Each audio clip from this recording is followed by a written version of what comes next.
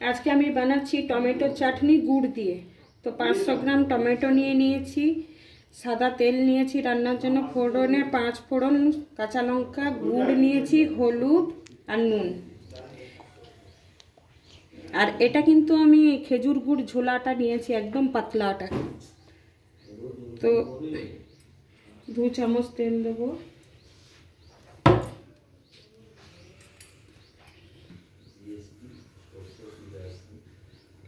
ফোড়নটা দিয়ে দেবো। আমি লঙ্কাটা কিন্তু কেটে দিয়েছি।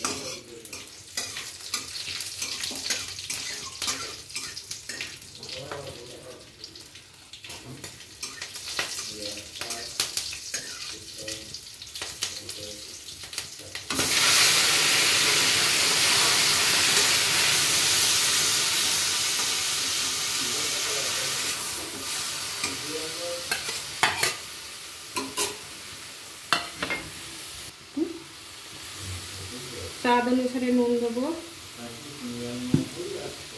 হলুদ দেবো,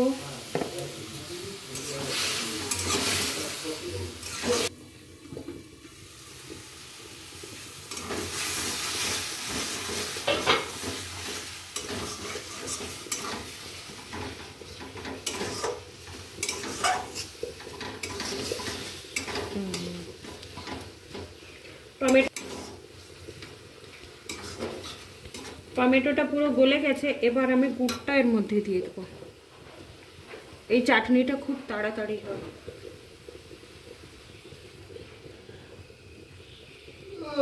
পুরো দিলাম না,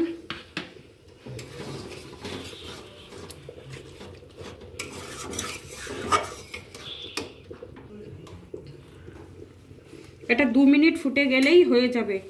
ঢাকনা দিয়ে দিই, 2 মিনিট পর খুলে দেখে ঢেলে নেব। হয়ে গেছে চাটনি, আমি এবার ঢেলে নেব।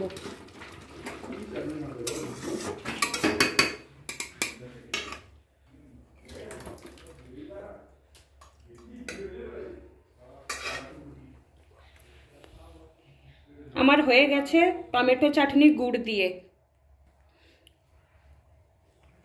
এটা খেতে খুব ভালো টেস্ট হয়।